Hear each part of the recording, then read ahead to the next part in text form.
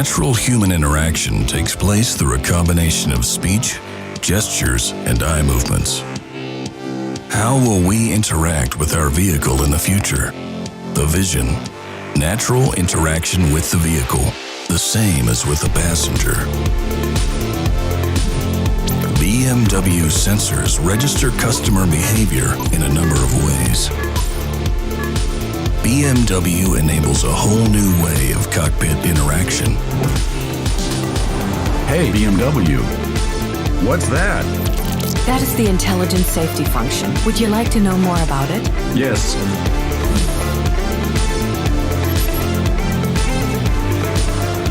What kind of restaurant is that? New technologies also make it possible to directly interact with the vehicle environment.